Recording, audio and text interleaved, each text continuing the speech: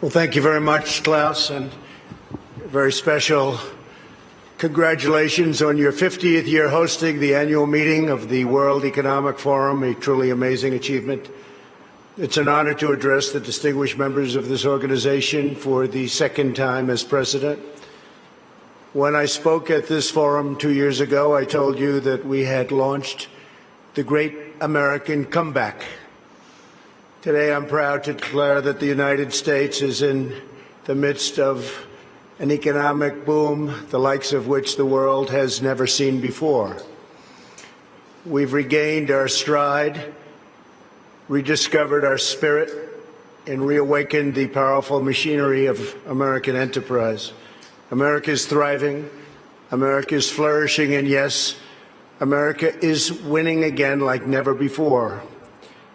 Just last week alone, the United States concluded 2 extraordinary trade deals, the agreement with China and the United States-Mexico-Canada agreement, the 2 biggest trade deals ever made. They just happened to get done in the same week.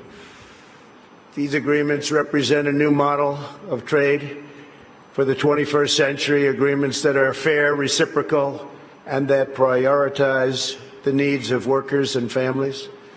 America's economic turnaround has been nothing short of spectacular. When I took office 3 years ago, America's economy was in a rather dismal state.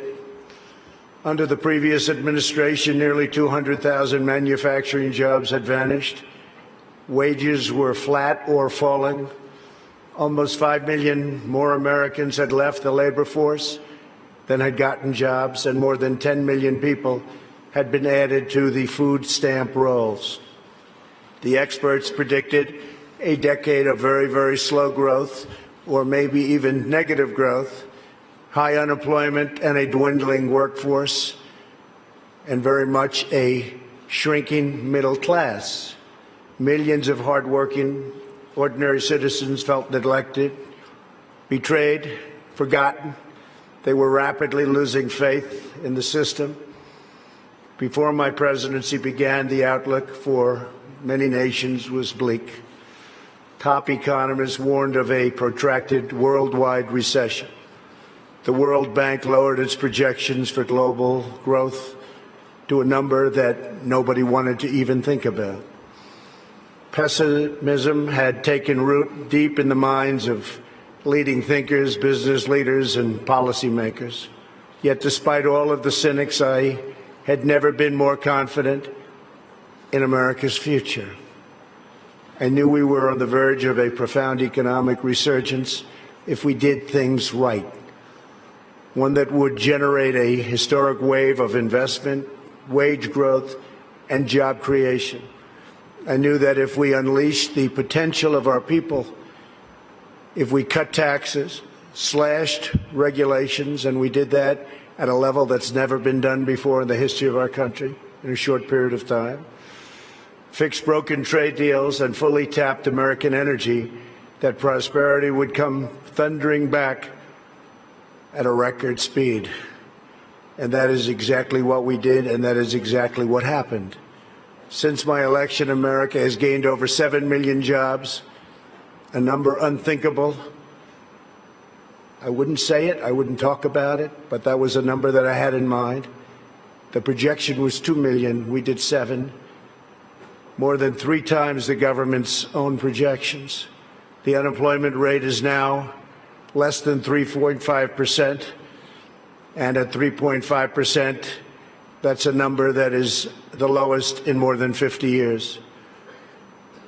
The average unemployment rate for my administration is the lowest for any U.S. president in recorded history. We started off with reasonably high rate. For the first time in decades, we are no longer simply concentrating wealth in the hands of a few. We're concentrating and creating the most inclusive economy ever to exist. We are lifting up Americans of every race, color, religion, and creed. Unemployment rates among African Americans, Hispanic Americans, and Asian Americans have all reached record lows. African American youth unemployment has reached the lowest it's ever been in the history of our country. African American poverty has plummeted to the lowest rate ever recorded. The unemployment rate for women reached the lowest level since 1953, and women now comprise a majority of the American workforce. That's for the first time. The unemployment rate for veterans has dropped to a record low. The unemployment rate for disabled Americans has reached an all-time record low. Workers without a high school diploma have achieved the lowest unemployment rate recorded in U.S. history. Wages are rising across the board, and those at the bottom of the income ladder are enjoying the percentage by far largest gains. Workers' wages are now growing faster than management wages. Earnings growth for the bottom 10% is outpacing the top 10%, something that has not happened. Paychecks for high school graduates are rising faster than for college graduates. Young Americans just entering the workforce are also sharing in America's extraordinary prosperity.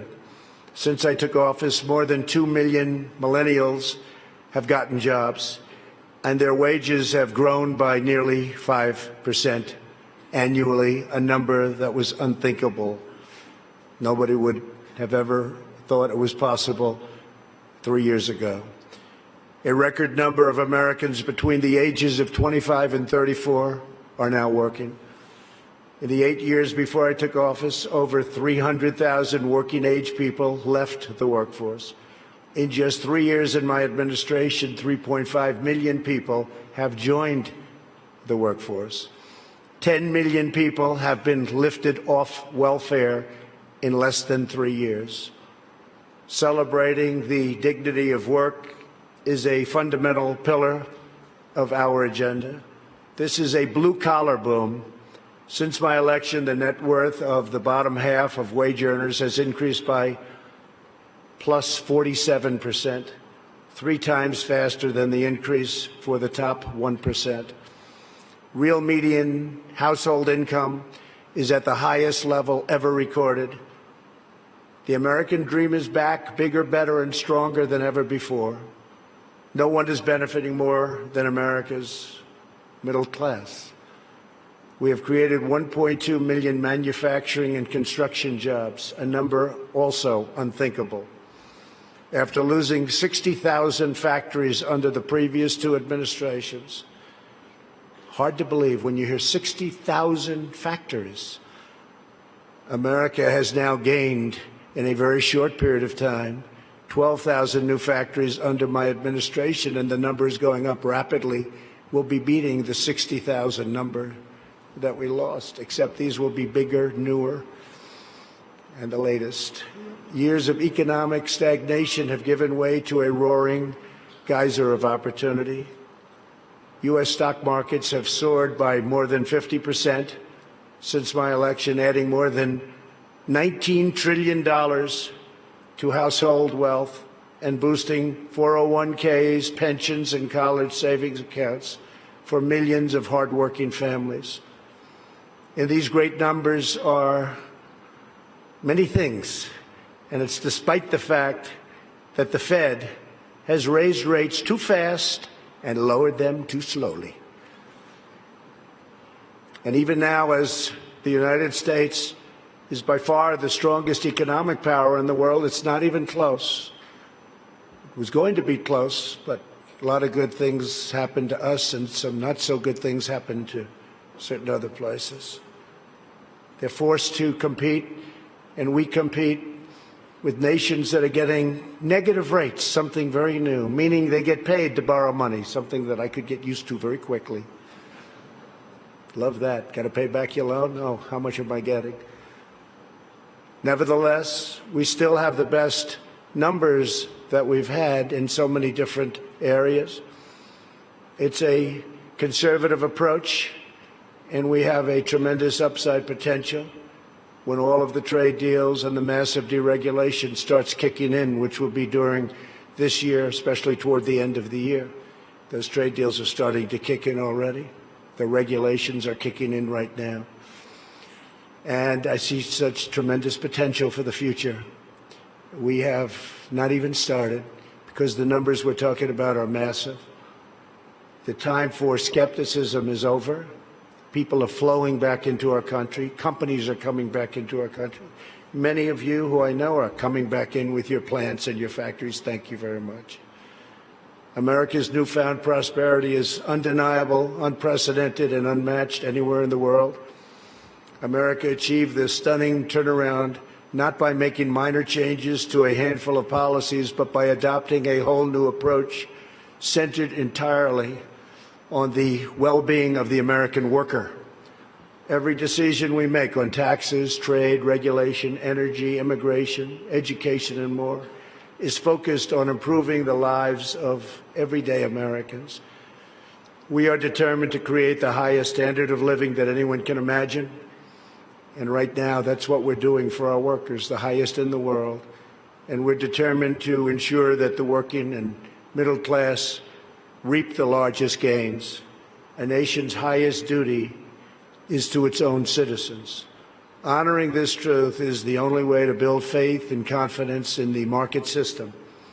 Only when governments put their own citizens first will people be fully invested in their national futures. In the United States, we are building an economy that works for everyone, restoring the bonds of love and loyalty that unite citizens and powers nations. Today, I hold up the American model as an example to the world of a working system of free enterprise that will produce the most benefits for the most people in the 21st century and beyond. A pro-worker, pro-citizen, pro-family agenda demonstrates how a nation can thrive when its communities, its companies, its government, and its people work together for the good of the whole nation. As part of this new vision, we passed the largest package of tax cuts and reforms in American history.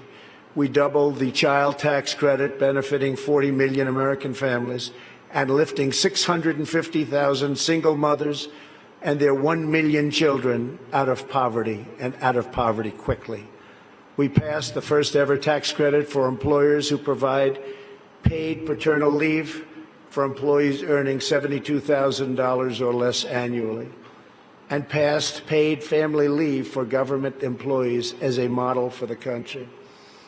We made child care much more affordable and reduced or eliminated child care wait lists all across the nation.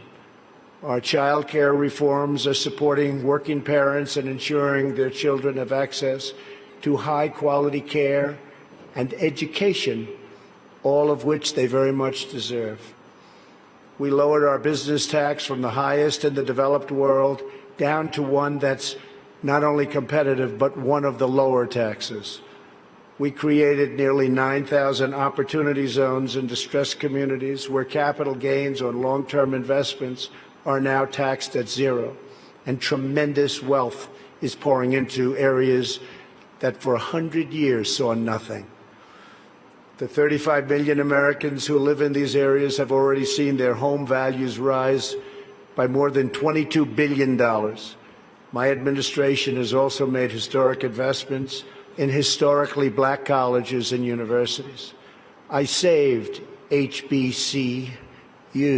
We saved them. They were going out, and we saved them. We're removing roadblocks to success and rewarding businesses that invest in workers, families, and communities. We've also launched the most ambitious campaign in history to reduce job-killing regulations. For every new regulation adopted, we are removing 8 old regulations, which will save an average of American households about $3,100 per year. It was going to be for everyone, we do 2, but we were able to lift that to 8, and we think that's going to go quite a bit higher. We still have a way to go. Today, I urge other nations to follow our example and liberate your citizens from the crushing weight of bureaucracy. With that, you have to run your own countries the way you want. We are also restoring the constitutional rule of law in America, which is essential to our economy our liberty, and our future. And that's why we've appointed over 190 federal judges, a record, to interpret the law as written. 190 federal judges, think of that, and 2 Supreme Court judges. As a result of our efforts, investment is pouring into our country. In the first half of 2019, the United States attracted nearly 1/4 of all foreign direct investment in the world. Think of that, 25% of all foreign investment all over the world came into the United States, and that number is increasing rapidly. To every business looking for a place where they are free to invest, build, thrive, innovate, and succeed, there is no better place on earth than the United States. As a central part of our commitment to building an inclusive society, we established the National Council for the American Worker. We want every citizen, regardless of age or background, to have the cutting-edge skills to compete and succeed in tomorrow's workplace. This includes critical industries like artificial intelligence, quantum computing, and 5G. Under Ivanka's leadership, who's with us today, our pledge to America's workers has become a full-blown national movement with over 400 companies committing to provide new job and training opportunities to already very close to 15 million American students and workers. 15 million. America is making sweeping changes to place workers and their families at the center of our national agenda. Perhaps the most transformative change of all is on trade reform, where we're addressing chronic problems that have been ignored, tolerated, or enabled for decades. Our leaders did nothing about what happened to us on trade. Before I was elected, China's predatory practices were undermining trade for everyone, but no one did anything about it except allow it to keep getting worse and worse and worse. Under my leadership, America confronted the problem head-on. Under our new Phase 1 agreement, Phase 2 is starting negotiations very shortly. China has agreed to substantially do things that they would not have done, measures to protect intellectual property, stop forced technology transfers, remove trade barriers and agricultural goods and on agricultural goods where we were treated so badly, open its financial sector totally, that's done, and maintain a stable currency, all backed by very, very strong enforcement. Our relationship with China right now has probably never been better. We went through a very rough patch, but it's never, ever been better. My relationship with President Xi is an extraordinary one. He's for China, I'm for the U.S., but other than that, we love each other. Additionally, China will spend an additional $200 billion over 2 years on American services, agriculture and energy and manufactured goods. So we'll be taking in excess of $200 billion, could be closer to $300 billion when it finishes. But these achievements would not have been possible without the implementation of tariffs, which we had to use, and we're using them on others too. And that is why most of our tariffs on China will remain in place during the Phase 2 negotiations. For the most part, the tariffs have been left, and we're being paid billions and billions of dollars a year as a country. As I mentioned earlier, we ended the NAFTA disaster, one of the worst trade deals ever made, not even close, and replaced it with the incredible new trade deal, the USMCA, that's Mexico and Canada. In the nearly 25 years after NAFTA, the United States lost 1 in 4 manufacturing jobs, including nearly 1 in 4 vehicle manufacturing jobs. It was an incentive to leave the country. The NAFTA agreement exemplified the decades-long failures of the international trading system. The agreement shifted wealth to the hands of a few, promoted massive outsourcing, drove down wages, and shuttered plants and factories by the thousands. The plants would leave our country, make the product, sell it into our country. We ended up with no jobs and no taxes, would buy other countries' product. That doesn't happen anymore. This is the wreckage that I was elected to clean up. It's probably the reason I ran for president more than any other thing, because I couldn't understand why we were losing all of these jobs to other countries at such a rapid rate. And it got worse and worse, and I think it's probably the primary reason that I ran, but there are other reasons also. And to replace with a new system that puts workers before the special interests, and the special interests will do just fine, but the workers come first. Our brand new USMCA is the result of the broadest coalition ever assembled for a trade agreement. Manufacturing, agriculture, and labor all strongly endorsed the deal. And as you know, it just passed in Congress overwhelmingly. It shows how to solve the 21st century challenge we all face, protecting intellectual property, expanding digital trade, reshoring lost jobs, and ensuring rising wages and living standards. The United States has also concluded a great new trade deal with Japan, approximately $40 billion, and completely renegotiated our deal with South Korea. We're also negotiating many other transactions with many other countries. And we look forward to negotiating a tremendous new deal with the United Kingdom. Have a wonderful new prime minister and wants very much to make a deal, as they say. To protect our security and our economy, we are also boldly embracing American energy independence. The United States is now by far the #1 producer of oil and natural gas anywhere in the world, by far. It's not even close. While many European countries struggle with crippling energy costs, the American energy revolution is saving American families $2,500 every year in lowering electric bills, and numbers that people said couldn't happen. And also, very importantly, prices at the pump. We've been so successful that the United States no longer needs to import energy from hostile nations. With an abundance of American natural gas now available, our European allies no longer have to be vulnerable to unfriendly energy suppliers either. We urge our friends in Europe to use America's vast supply and achieve true energy security.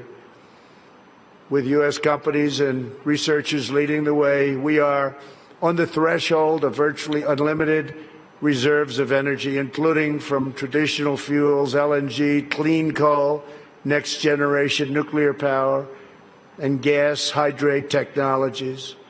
At the same time, I'm proud to report the United States is among the cleanest air and drinking water on Earth, and we're going to keep it that way. And we just came out with a report that at this moment, it's the cleanest it's been in the last 40 years. We're committed to conserving the majesty of God's creation and the natural beauty of our world.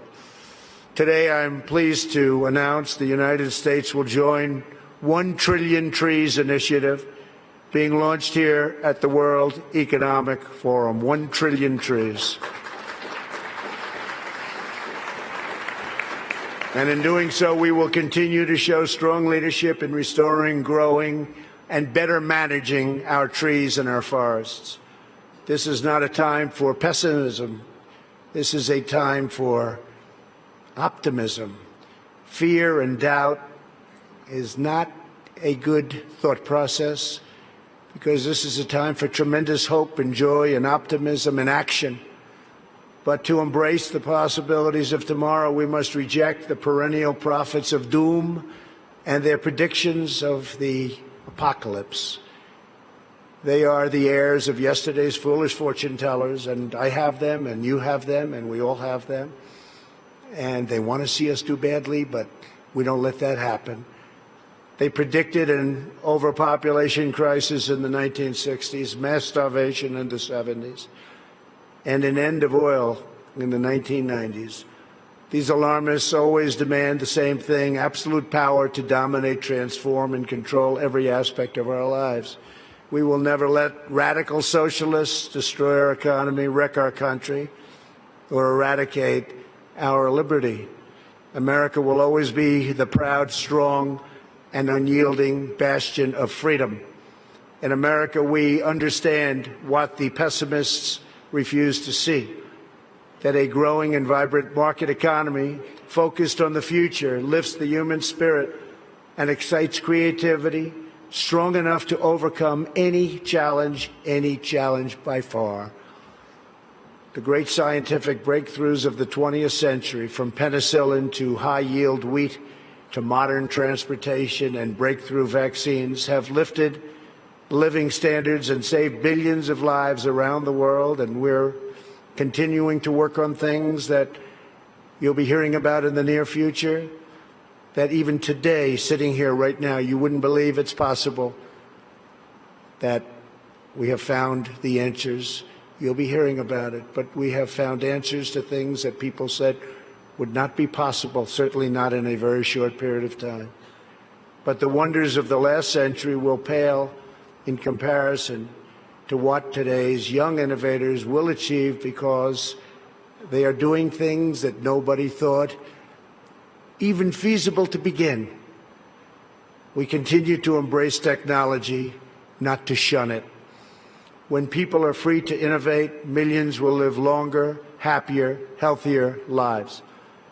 For 3 years now, America has shown the world that the path to a prosperous future begins with putting workers first, choosing growth, and freeing entrepreneurs to bring their dreams to life. For anyone who doubts what is possible in the future, we need only look at the towering achievements of the past. Only a few hundred miles from here are some of the great cities of Europe, teeming centers of commerce and culture. Each of them is full of reminders of what human drive and imagination can achieve. Centuries ago, at the time of the Renaissance, skilled craftsmen and laborers looked upwards and built the structures that still touch the human heart. To this day, some of the greatest structures in the world have been built hundreds of years ago. In Italy, the citizens once started construction on what would be a 140-year project, the Duomo of Florence. Incredible place. While the technology did not yet exist to complete their design, city fathers forged ahead anyway, certain that they would figure it out someday. These citizens of Florence did not accept limits to their high aspirations, and so the Great Dome was finally built.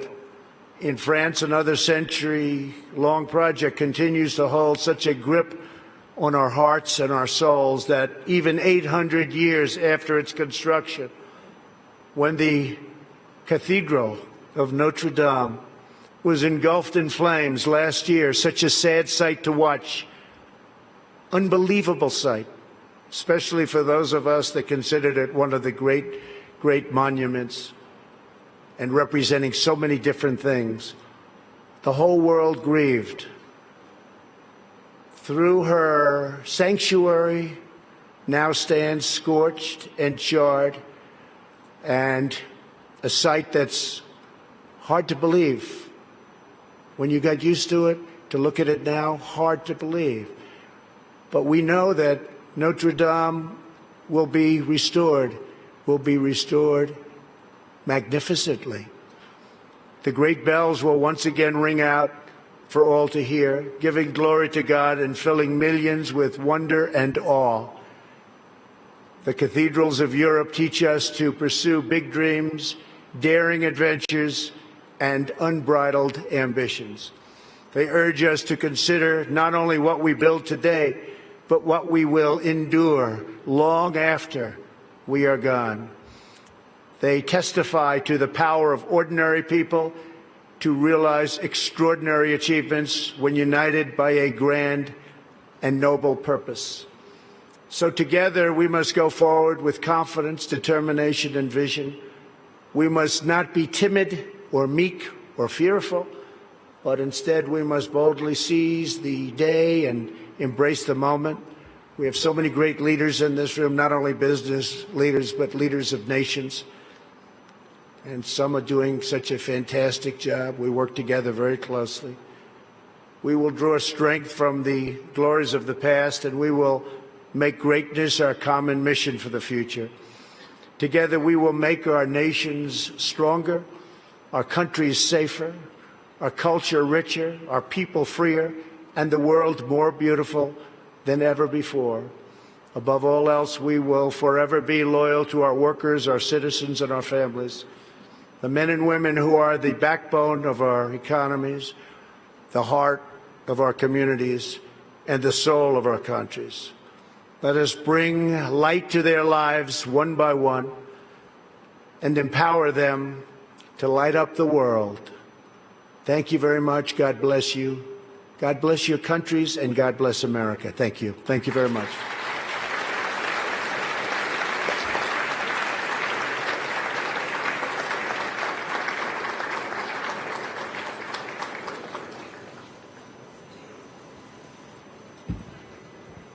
Mr. President, thank you for your speech and congratulations for what you have achieved for your economy, but also for your society. We discuss here very intensively the question of inclusiveness, but all your politics certainly are aiming to create better inclusiveness for the American people. I want to thank you personally, particularly for injecting optimism into our discussions. We have many problems in the world, but I think we need, as you said, we need dreams. And we have all the capabilities, technology, leadership to realize those dreams. So thank you again, Mr. President, for having joined us here at the opening of the 50th anniversary of the World Economic Forum.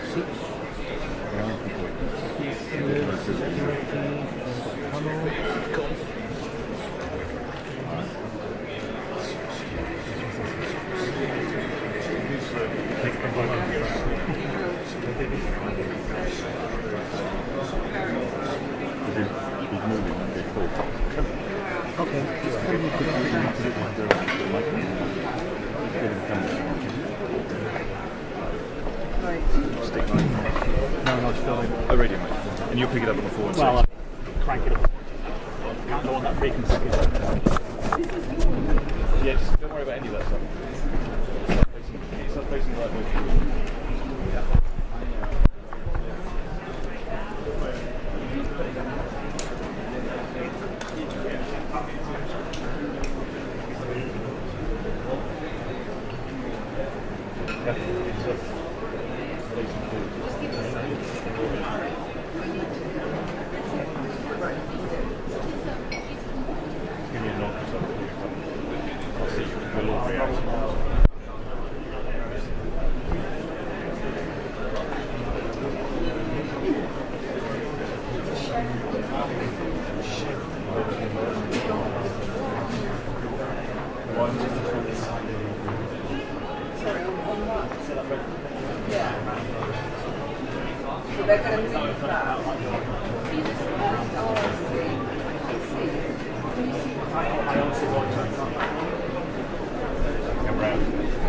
Just shout, give him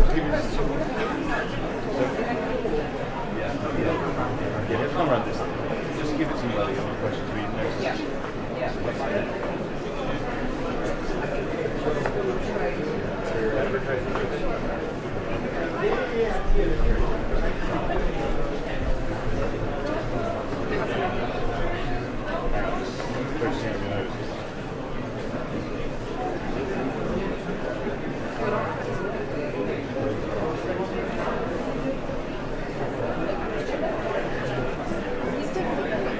Yes.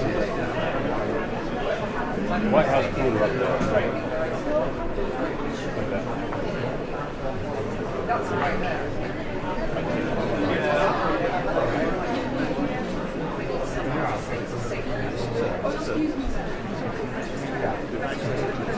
No, no, you.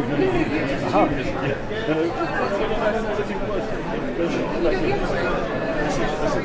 So she can see. Oh, we'll move across. Crab across.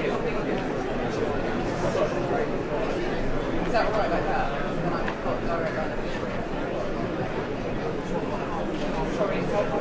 Sorry, sir. It's just like one chance to get back.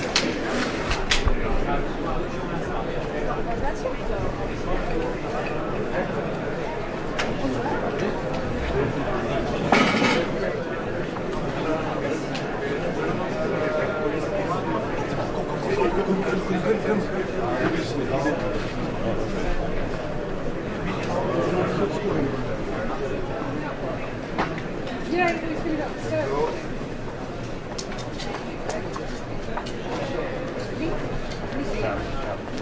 No, it's too far away. I'll wait until he gets up closer.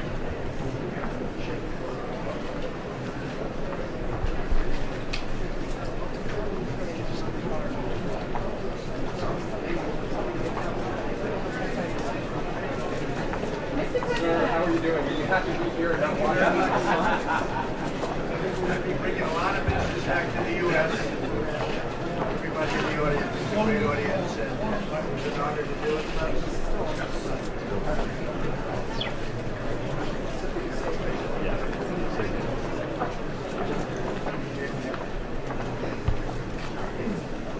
Many will be coming to the United States that means jobs.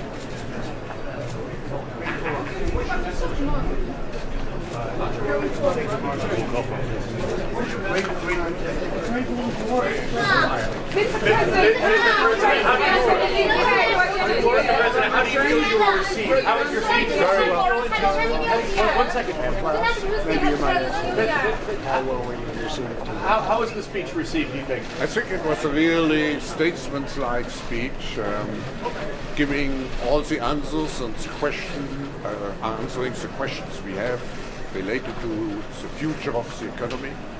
I personally was very impressed by the emphasis on inclusion, what has been achieved for the middle class, because it's one of the issues we want to deal with here.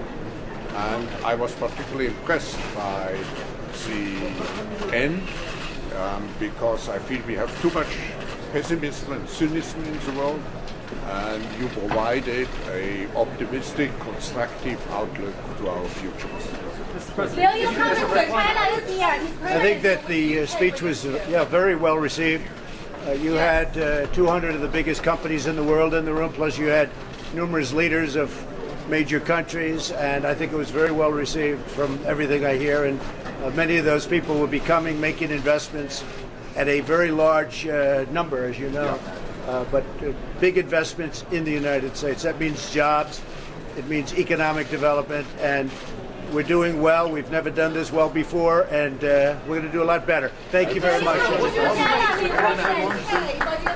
Yeah, just related